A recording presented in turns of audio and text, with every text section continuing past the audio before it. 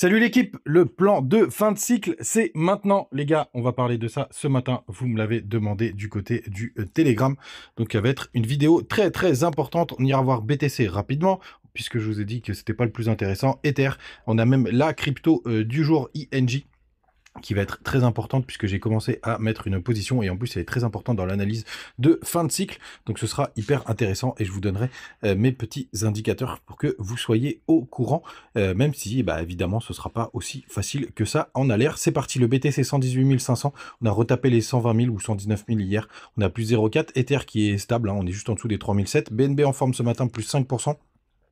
Du côté de la map, c'est plutôt calme. À part cette petite perte de BNB, on est entre -2 et plus 1%. On a AAV qui perd 2,7%. TAO et CRO qui sont un peu plus en forme, qui poussent 3% respectivement. Et on a Pi qui qui perd 4% ce matin quand APT en prend 4. C'est pareil pour Ondo. Et on a Pengu qui est 53e aujourd'hui. J'en parle parce que je vois une belle perf à 23%. C'est NA qui est 50e, plus 3%. Les gars, côté BTC, vous le savez, je vous l'ai dit, on est dans un fucking range. Pour le coup, je vous l'avais annoncé à peu près ici. Et vous voyez, on reste à l'intérieur. C'est très bien cette consolidation. Ça permet aux alts de s'éclater et de faire quelque chose. Pour l'instant, on va chercher les stops, surtout ceux qui sont en bas. Vous voyez, on avait ce petit biseau et boum, on explose sur la bougie d'hier. On est en train de la retracer.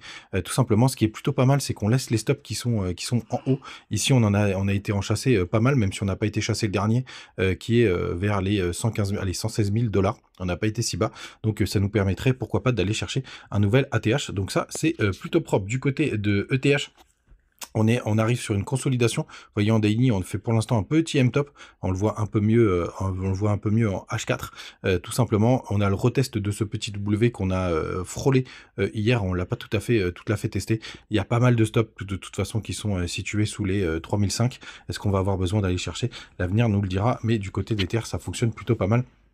Il y a même pas mal de choses, notamment du côté des ETF. Ether, ça continue de pousser. Hop, vous voyez, pas mal d'inflow. Là, c'est quand même stratosphérique ce qu'on est en train de voir en termes d'inflow, donc c'est pas mal. Ça met de la pression vendeuse. Du côté des autres indicateurs, crypto fear and get 75, ça fait longtemps qu'on n'a pas atteint ce niveau. 300 millions de liquidation, c'est bien. On a toujours les fundings qui sont juste normaux, 0,01%. Donc rien d'intéressant ni de dramatique de ce côté-là. US dollar qui se fait rejeter. Hein, vous savez, on attend la target et 2,14 millions de bitcoin sur les échangeurs. Les gars, on démarre tout de suite avec justement comment on va toper cette fin de bull run. Alors, sachez que de toute façon, c'est hyper complexe, mais mon premier signal, vous le connaissez. D'ailleurs, la dernière fois, je suis sorti et je suis re-rentré parce qu'on a eu des signaux, on a eu un faux signal. C'est le croisement MACD, 3 jours. Les gars, c'est le petit qui est juste en bas là. Vous voyez, MACD, vous le mettez sur la time frame 3 jours et en général, ça nous donne des beaux signaux de top, tout simplement. Mon seul problème, il est assez simple. C'est que les croisements MACD, enfin le problème c'est que soit ce sera en même temps que le top du BTC, ce qui est arrivé sur la deuxième partie de 2021, vous voyez, qui est juste là, hop. Soit malheureusement, on aura la alt season sur le rebond d'après, puisque je vous l'avais dit, hein, le rebond, la alt season, elle a été ici, l'hyper climax run, donc on n'avait pas fait un nouveau signal de top, et donc pour ça, il faudra absolument regarder les autres cryptos pour savoir où est-ce qu'elles en sont exactement, regarder les autres signaux du côté des indicateurs Bitcoin dominance, etc. Parce que ça va être hyper chaud de timer ce marché, mais en tout cas, ce sera le signal.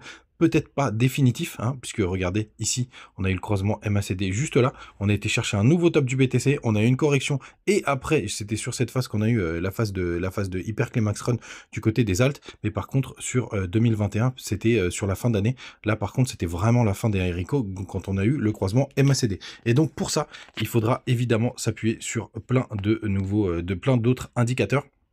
Le premier, évidemment, c'est les traînées RSI, notamment du côté du Crypto Total 3, que vous avez, qu'il faut regarder impérativement en weekly. Hein, je vous le rabâche, mais c'est assez important, vous voyez, qui est juste là, et elle nous dit d'ailleurs qu'on a très peu d'upside pour le moment. Donc on va voir ce que ça va donner. Donc si on est sur cette trendline, qu'on a été chercher un nouveau plus haut et qu'on a été chercher par exemple sur cette base de zone de rechargement de short, bah, les gars, bien évidemment qu'à ce moment-là, on sera sur plein de résistances et qu'il faudra sortir. ETH BTC, c'est pareil.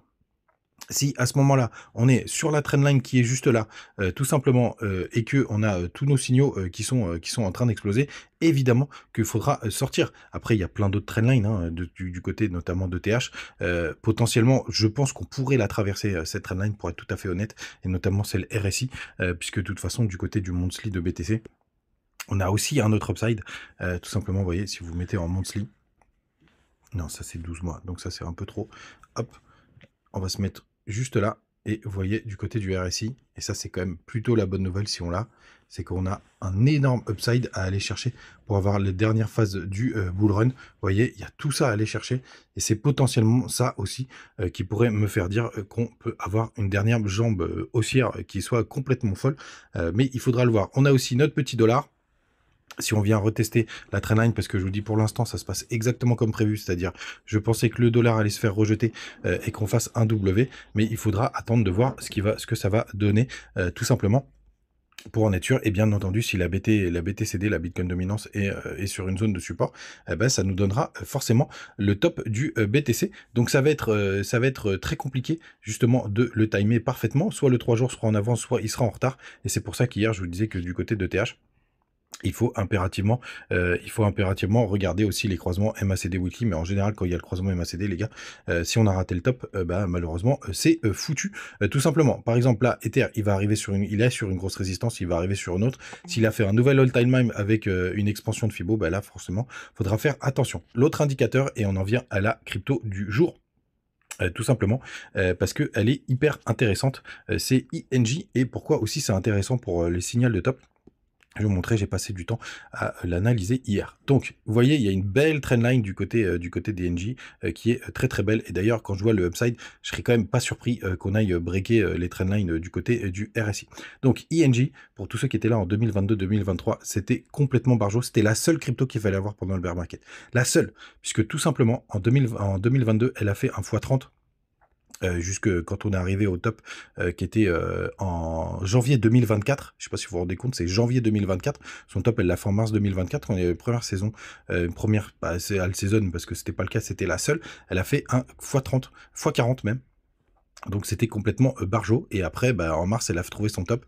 Et quand on a été en fin d'année, vous voyez, en décembre, quand on a eu un deuxième top des alts, elle n'a pas fait de nouveau plus haut. Et après, c'est très intéressant d'ailleurs, parce qu'elle a tagué parfaitement les 0,68, mais qui n'existaient pas encore, puisque c'est le retracement de tout son mouvement. Donc par exemple, INJ, moi je suis en train de construire une position. Je vais vous le montrer. Hop, vous voyez, je suis rentré, pour l'instant, je suis en positif, tout simplement, un peu trop en positif d'ailleurs. Puisque du coup j'ai pas pu rentrer ma deuxième position. Vous voyez, il y a un ouvrir long ici où je doublais ce que je rentre, mais je suis déjà à plus 37%. Je vous l'ai dit hier sur le canal Telegram. Donc en fait j'ai pas 100% de ma position qui est ouverte, mais c'est une grosse position, hein. Pour le coup je me suis mis en x10.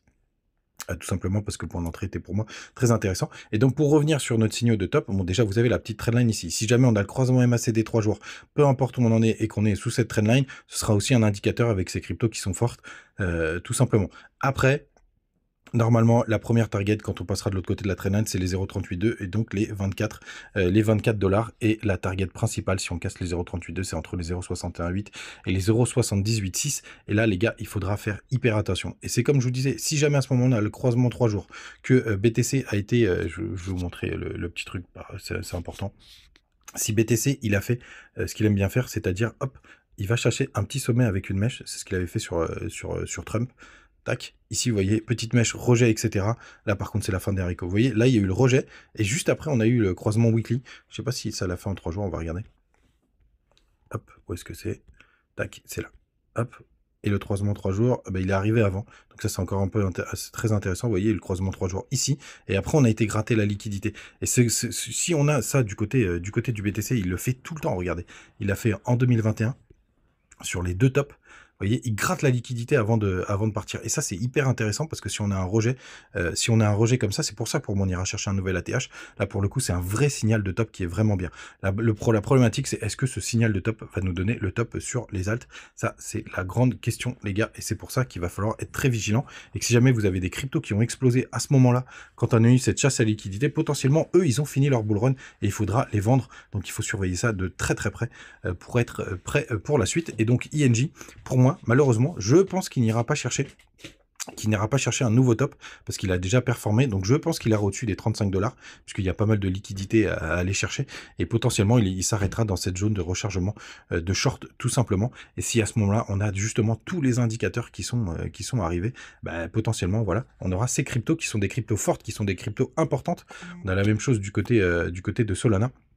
Eh bien, forcément, ce sera potentiellement un vrai signal de top, les gars.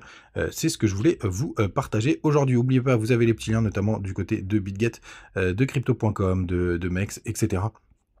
On va voir que cette crypto aujourd'hui, ça sert à rien d'en faire plus parce que j'ai déjà beaucoup parlé, les gars. Donc j'espère que vous avez apprécié. N'hésitez pas si vous avez des questions sur le sujet, hein, parce que j'essaye d'être le plus clair possible, de vous donner une zone de top. Évidemment, c'est très difficile de le timer. Évidemment, c'est très compliqué de trouver le point exact. C'est pour ça que quand on arrivera dans les zones de surchauffe, notamment, je vous le disais, du côté des indicateurs, notamment des Fooning Ring, pareil, s'ils sont tous dans le orange, tout simplement, ce sera aussi un moment où il faudra sortir du marché, tout simplement, hein, comme on a eu en décembre-novembre 2021. Parce que ça nous permettra, c'est un indicateur supplémentaire de voir qu'on est en surchauffe. Et avec tous ces indicateurs de surchauffe, normalement, les gars, on devrait être assez proche du top. Mais surtout, il ne faudra pas espérer des x10 hein, sur cette deuxième partie. Déjà, si on fait un x3, x4, moi, je serais hyper content. Vous voyez, là, du côté de NJ, si on va rechercher, allez, par exemple, les 45 $, si on va chercher au-dessus, même on va rester safe, bah, ça fait qu'un petit x3. Mais il faudra se contenter de ça, les gars. C'est vraiment hyper important de ne pas être trop gourmand et puis on essaiera de profiter en bear market, pourquoi pas de shorter. Il y a plein de cryptos avec des tokenomics de merde, tout simplement. Et puis après, si jamais on n'a pas de bear market, on n'a pas les signaux et que c'est la fin des cycles, ben on essaiera de trouver des points d'entrée, tout simplement. Les gars, vous savez tout, passez une très très bonne journée. N'hésitez pas à mettre vos cryptos en commentaire. J'ai ce qu'il faut pour demain. Et après-demain, mais n'hésitez pas à en mettre. Je vous oublie pas et puis on regarde ça parce que c'est le moment et que c'est intéressant. Les gars, passez une bonne journée. À demain. Ciao.